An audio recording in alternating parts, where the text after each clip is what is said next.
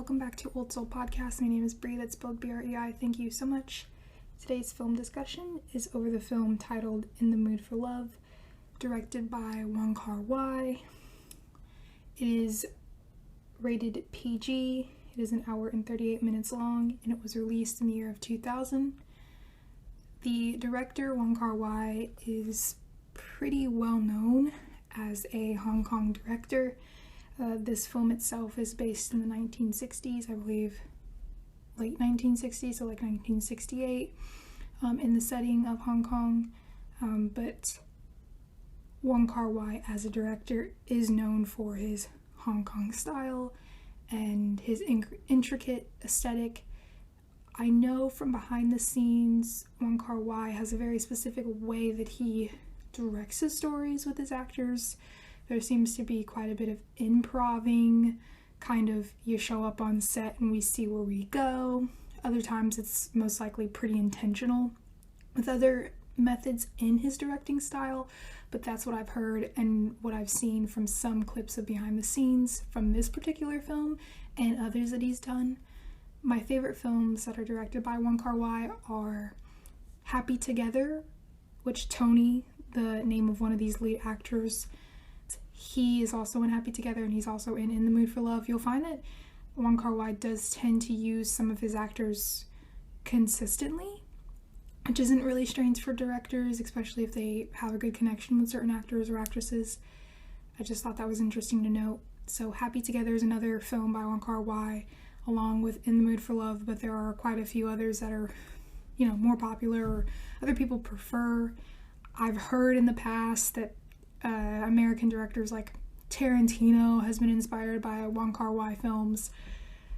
I have a lot to say about Tarantino just in general, although I do like some of his films. In general, there's some iffy things about Tarantino, but that's something for another day if I ever do a Tarantino film. Ultimately, Wong Kar Wai is an incredible director. I definitely think you should look up his, discography and just see some other films that he's directed, see if you like them. I will note for this film, just to start with saying that In the Mood for Love is a slow burn for me, and I do think a lot of people would agree that the pacing for this film is rather slow, even though it's only an hour and 30 minutes, and most movies are at least 2 hours max with the runtime, so it is actually short for a film, but it feels rather long, and I don't want to say that that's a bad thing or a good thing. It's just you notice the pacing is rather slow, and the film feels a lot more like a poem than anything else. It feels like it's, telling you a story. Sometimes it feels like it's a cut of a documentary, not in the way that it's filmed, but just in the way that it feels, in the way that it's paced. And I just think that it's better to let people know what they're getting themselves into when they watch a film, sort of like the way that a trailer lets you know with short clippets and snips. So that if you do decide, hey, I kind of liked your commentary about this, I want to watch this, you can be prepared for the very slow burn. Do I think that the slow burn, earns its weight? Definitely, just with some of the twists and turns that happen in the movie. But ultimately, it's a slow one. So let's get back to the movie. Okay, IMDb's summary of this film. Two neighbors form a strong bond after both suspect extramarital activities of their spouses. However, they agree to keep their bond platonic so as not to commit similar wrongs. The two main actors, and really the only actors you really see a lot of outside of the side characters, are Tony and Maggie. I don't want to butcher their names that are listed in the film, and yes, I watched this film with subtitles. I don't know if they're speaking Chinese or Mandarin or some other slang that was said in the 60s. I don't know all those details. Ultimately, I'm saying I'm going to refer to them as Tony as the main male lead and Maggie as the main female lead character, but those are not the names that were listed in the film. Those are just the names that I can pronounce correctly, and I won't get confused when I'm speaking to you about the commentary in terms of this film, but those are not the names that were listed in the film, obviously. IMDb has that listed. If you search In the Mood for Love, you can see what their actual names were. I just really don't want to butcher the pronunciation, and that's the only reason why, as a way to be as respectful as I can be to the actors and to Wong Kar Wai. So, it does look like Wong Kar Wai also wrote this film, so that's really cool. He does seem to have a lot of creative liberties with his films, and I know some people are like, oh, well, duh, he directed it. But, some directors don't write the screenplays, don't produce it, don't do all that other stuff. Wong Kar Wai definitely had a lot of, his ideas and thoughts and everything into this beyond just being a director. Okay, so what am I going to talk about today? Let's just start from the beginning. And if you hear like the click of my phone or my laptop, it's just because I'm looking at my notes, per usual, nothing new. So let's start with the beginning. So again, this is set in 1960s in Hong Kong, and it starts with the setting of this apartment complex, basically, and Tony has just inquired about a lease from an available unit, and he has just left the apartment, so this is like the beginning. And then Maggie comes in looking for an apartment as well. The lady, she's probably the owner of the building or otherwise the landlord, says, hey, someone just came in, but if you're still looking for a room, I do have another room that you can take a look at. Ultimately, that's how the characters end up meeting each other. They both move into this apartment complex around the same time. Both of the main characters are married, so the male lead is married and the female lead is married. The male lead seems to be a journalist of some sort. It looks like he works at some sort of newsroom or something, some office that's listed, and then Maggie appears to be a secretary or a form of an assistant. And in the beginning, we are very much thrusted into the world of intimate aesthetic. That's what I'm going to say about it. That's how I felt about it. So I did note before that it felt like a poem. The film has a lot of moments where the lighting is very much like an aura. There's lots of reds. There's beautiful dresses that Maggie is wearing. They look traditional, but I don't know, the specifics of that. I just thought that the dresses were very intricate, and she's giving you a look with every scene. Her hair is in perfect, perfectly settled on her head. It could be because she's a secretary and assistant. There's probably a certain level of appearance that you have to have. It could be because she's a woman in the 60s. A lot of things with that. But I just think it's worth noting how her entire wardrobe is an aesthetic alone, outside of just the beauty of the film. So I feel like you really grasp onto the lack of dialogue, and then the cuts to lots of dialogue with shot reversal shots, intimate frames, where you genuinely feel like you are in the film and you're turning the corner of those alleyways, those dark alleyways. The rain is almost like a third main character in the film. The music feels like it's its own character in the film, in the way that it'll cut all dialogue, cut all sound, and there will just be this jarring amount of music. Sometimes it's just an instrumental, other times there's music that comes on, and I believe it's in Spanish, which is different. The use of different languages in a film doesn't seem to happen too often. It's very different. It fits the hue aura of the red. It's very known in the way that it cuts in. That's all I'll say. And sometimes I felt like when I was watching this film that I was a third wheel watching this film, because like I said, it feels like you're in it. You're turning the corners of the stairs. You're in these tight apartments. You get these moments where the other residents that live in the apartment, it seems that Maggie and Tony are quite young, maybe late 20s, mid 20s, early 30s, and they're married and their spouses are hardly ever depicted in the film. Like, you hear them on the phone, you hear them having conversations with their spouses, and you see like side profiles or the back of the spouses. There are a lot of frames where someone's taking up a lot of the frame and the other person is just in the corner, either in focus, out of focus. They're both in focus, but you only see one person's face. Or again, they'll do a shot reversal when they're framed at the dining booths. There's a scene where they're in the dining booth and they're talking in a restaurant, which is a pretty climactic scene that I'll go back to.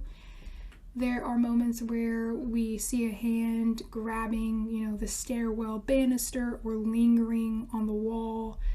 You almost feel like you can be there feeling that banister and smelling that place. Like, the way that it's framed, it doesn't feel like we are doing typical Hollywood of first act, second act, third act, boom. A very basic, simple frame. It feels very much like the camera's not a shaky handheld, but it feels like someone's intimately there holding on and very, very zoomed into a lot of the shots. Even so, there does feel like there's a very specific way that they decided to frame the film. So I love the scenes when the actors are in the car together, Tony and Maggie, and you see them in the car, and then you see the frame of the window and then the outer parts of the car, except it's not zoomed out enough that you can see like the tires and the road, which is what a usual shot would probably look like. It's a lot more zoomed in, and it's very pretty, it's very aesthetically pleasing, and it's very, very particular. You can tell.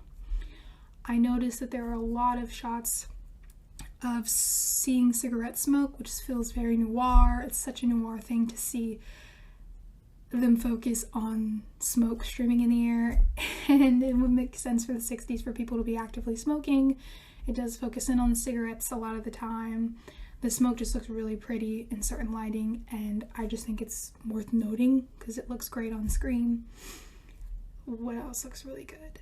Oh, I noticed that there are a lot of frames of us looking at a reflection of a character versus just looking at the character. I don't know why that was a focus, a frame within a frame for Wong Kar Wai, but it was happening a lot, and so I'll probably have a photo of an example of that. It seems like we had a lot of reflections of people. Maybe there's some other metaphoric or symbolism in that. And what else should I note? Okay, so that's enough about the aesthetics. Now, going back to the story,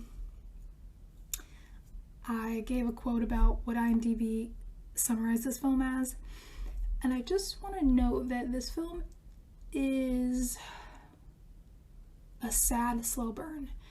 So not only do these two main characters find out that their spouses are cheating on them, but, and I didn't notice this the first time I saw this film. I've seen this film probably 3 times, and I didn't notice, probably because I was focused on everything but the story, that the two main characters, they find out that their spouses are having an affair. But what I didn't realize, based off of the intricate dialogue and the back and forth, is that their two spouses are having an affair with each other. So not only do they find out that the people that they're married to and essentially seem to love are cheating on them, but they find out that those people are also cheating with each other's spouses. Mind blown. I did not catch that the first time I saw this film. How could I not catch that? Well, I think there are several reasons why. Like I said, aesthetically, this film is doing a lot with visuals. A lot of the time, there isn't a lot of dialogue, it's just music. A lot of the time, there is a lot of dialogue. And when the film is set in a language that's probably not your first language, I mean, even when you see a film the first time, you're not going to notice everything. But when you have to focus on aesthetic versus dialogue, I will always focus on aesthetic first. I will always focus on cinematography first. So I think, I've gotten really good at reading subtitles just in the past few years that I've been watching films in other, countries and other parts of the world. but it's just something that I did not notice. How? I have no idea. Anyway, just thought that was worth noting. And that's like the big twist in the film. So they don't know each other, and then the main characters, they don't know each other, then eventually they start running into each other, making casual conversation. Maggie's husband travels a lot for work. The other, Tony's wife, I don't really know what she does, and I don't think it really matters. We don't really get enough of them for it to matter. We just know that they're kind of like these beings that are faceless, but they have voices, which is really interesting. Usually when directors make the choice to make their actors faceless, they are just like, they're good in the sense that they're there for the plot and they press, excel and advance the plot. But to still give them voices is very particular, especially because there are a lot of scenes where the phone is involved. A lot of very close shot, maybe a mid close-up, maybe an extreme close-up. Not a lot of them, but there's quite a few close-ups. And they're on the phone, and they're just talking. Or they're not talking at all. Or they're looking out of a window. Or it's raining. Almost like a symbolistic way of showing their sadness. Either way, these two end up building a bond and a friendship slowly but surely, not only with their community, the older men and women there. They have a lot of energy. They gossip. They're fun to see in the film. And then we see the other two who seem more reserved, seem to be missing their spouses. They form a friendship from light conversation, but mostly they bond over the fact that they're both being cheated on, which was just fucked up in every possible way. I'm gonna note now that my opinion about cheating is that it's not okay. It's never okay. I don't care what excuses anybody has. I don't care if it's a man cheating or a woman cheating. It's all bad. It's all wrong. Ultimately, what I think is that it's easier said than done to just get a divorce. Divorce can be very messy. It can be very expensive if you have children or, large assets involved. It makes it even more difficult. I was not a child of divorce, but I knew people who were children of divorce, and I saw how that took a toll on them. But that doesn't mean you stay in a household that's abusive, because that can also turn into something very, very bad very quickly, like a domino effect. I feel like if you are, in a relationship that is considered monogamous and you decide that you don't want to be with your spouse anymore, you get a separation and figure out what the fuck you want, make sure you guys are on the same terms. You go to therapy if you're still willing to work it out. You get a divorce. You do the right thing, the moral thing. If you get into a relationship where you guys have agreed upon monogamy, there is no reason for you to cheat. If you're not happy with something, speak up. Find a solution. There are marriages out there where they're not monogamous. It's not cheating if they both know that it's happening and they've agreed upon it. There are marriages where they know that it's happening and they still don't like it because it wasn't agreed upon. There's a difference. I don't think there's any excuse for it. We're in 2022. It's harmful, it's hurtful, and it doesn't need to happen. Communicate. So that's my stance on that. And that's what's so heart-wrenching about the film. And this is the 60s. I do feel like this is a whole other conversation for the set time frame, because wow, the main character Tony, he won't get shamed for, this isn't America, so I don't really know. It probably is even more restrictive, not only because it's in the 60s, but other countries have different ideas about divorce, and usually they're not good things, and especially if you're religious. But I do think a man who is divorced would not be, ridiculed in the same way that a woman would be, which I think, right? Even if they're considering it at all, they probably aren't. Either way, yeah, so they end up bonding over the fact that their spouses are cheating on them. And they start noticing the signs, right? So, my wife said she was going to be here, but she wasn't there. She's lying about these small details. my husband's taking another trip today. And then they start noticing, oh, well, that person's wife is also doing this, and that person's husband's also doing this. So they casually ask each other about their spouses. They make it seem like, oh, just having casual conversation, but really they're trying to narrow down what's going on with their own cheating spouse. Eventually, they end up at this diner together, and they talk in circles, and we see the shot reversal. And then I believe that Maggie brings up something about his tie, and then he brings up something about her purse, because he recognizes that purse, and he knows, he asks like, oh, I want to get a gift for my wife. Does that purse come in another color? But really he's asking, where'd you get that purse? My wife has the same purse, and I didn't buy it from her. And I asked you, are there other colors? And you said, oh, it came from overseas. My husband got it from overseas. Red flag. Glaring red flag. So ultimately, they find out that their spouses, they already had a clue, right? But they are openly talking about the secret to each other. Now they're both on the same playing field. They're no longer talking in circles. So she sort of admits first, actually, in one way or another, she's saying, I only asked you about the tie because I know that my husband has that tie and I didn't get it for him. And he's like, I only asked you about the purse because my wife has that purse and I didn't get it for her. And none of us work overseas over here. Like, what's going on? At least not right now. So that's an interesting way to find out that your spouse is cheating on you with a neighbor. How fucking terrible. And so they have a lot of late night car rides together. There's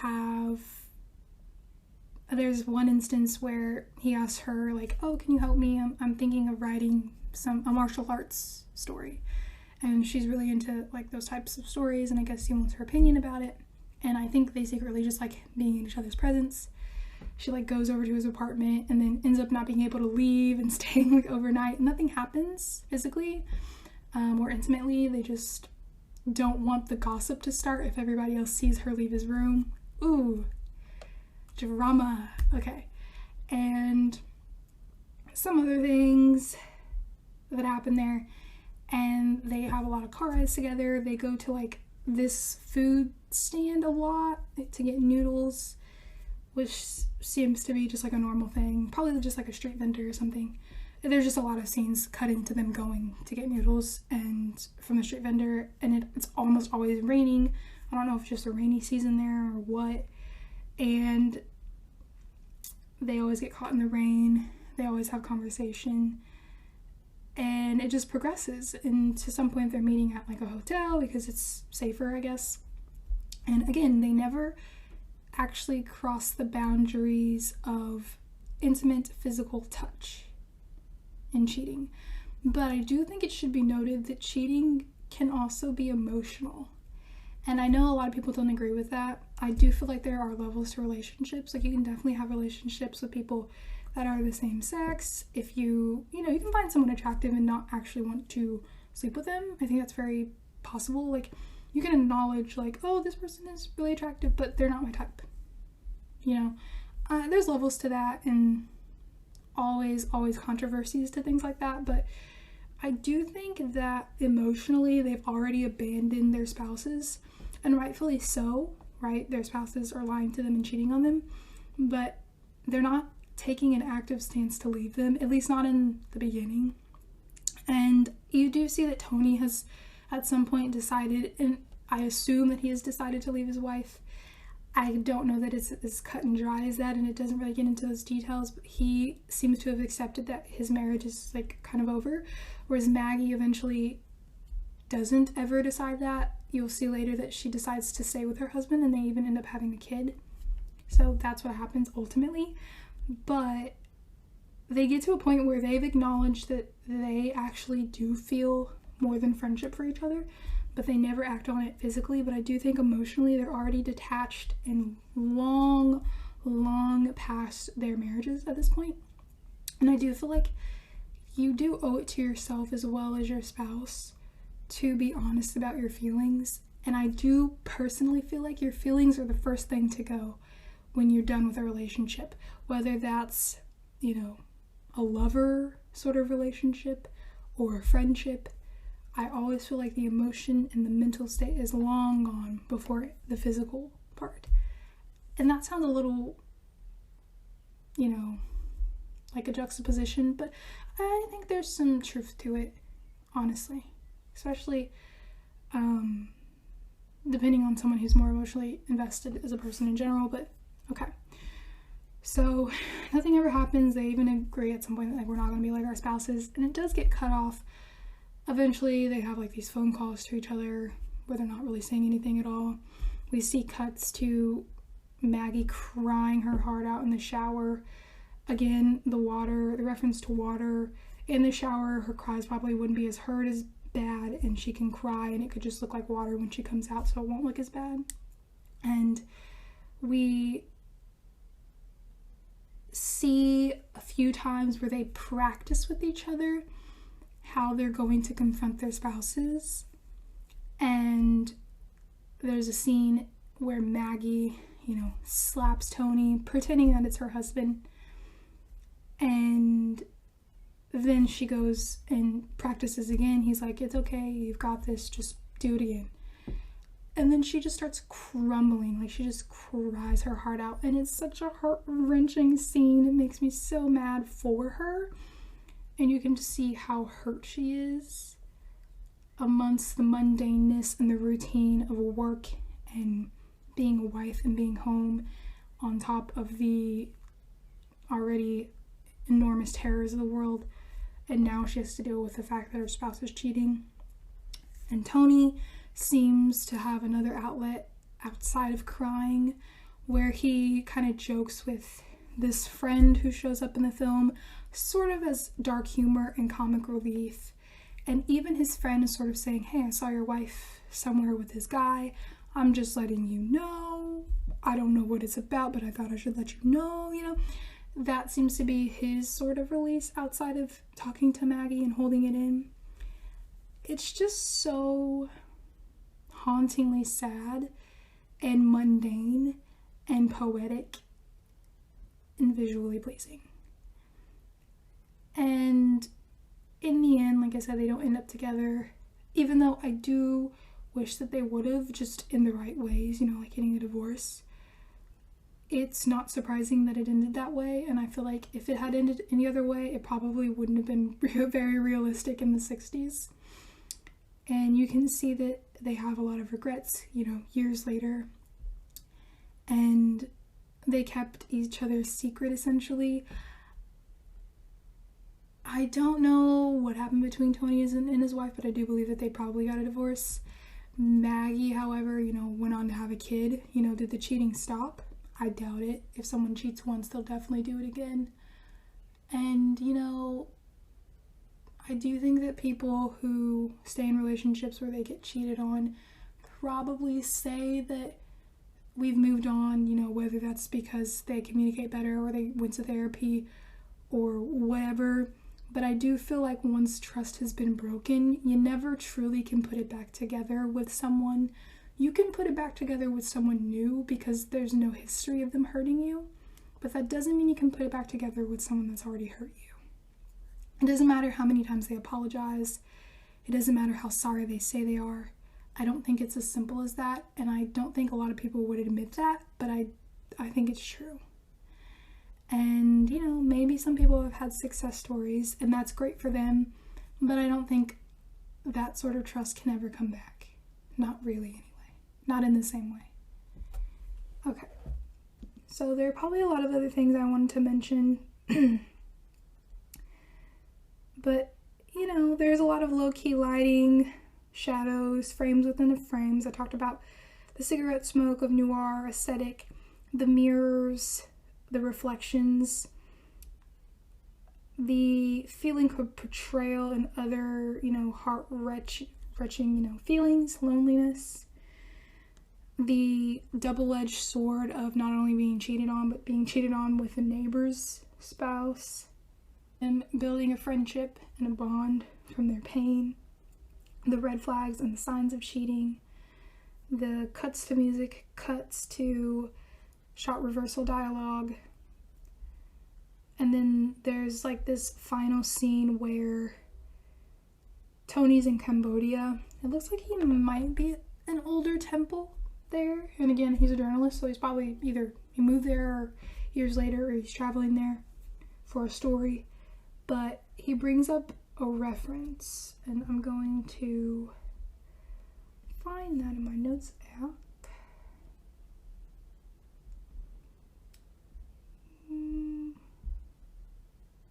Okay, so he's talking to his friend Ping, the guy who's sort of like comic relief, and he gives him a briefing about this story where someone went up to this hole and he said his secret into the hole, and then he covered the secret, you know, that hole with mud to sort of symbolize that it's never going to get out.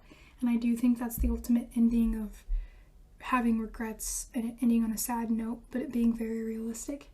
And now I'm going to go into my segment where I just quote things, but I'm going to start with the quote that he actually said in the film, and then I'll follow it up with, you know, other quotes. So, they went up a mountain, found a tree, carved a hole in it, and whispered the secret into the hole. Then they covered it with mud.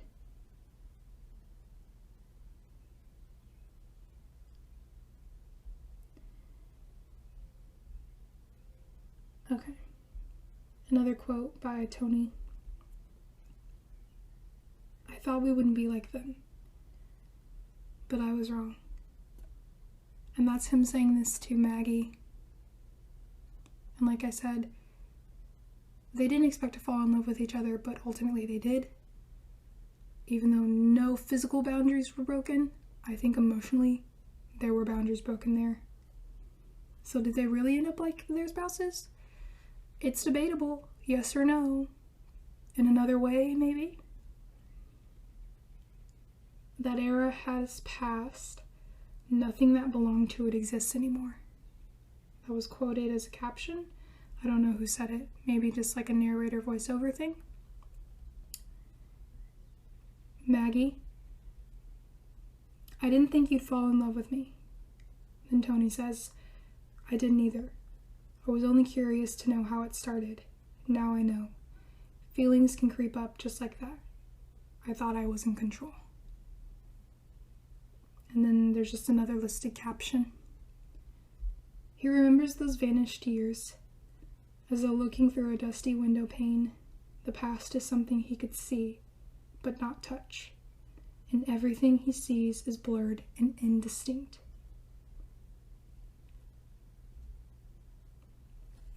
And that's all for In the Mood for Love.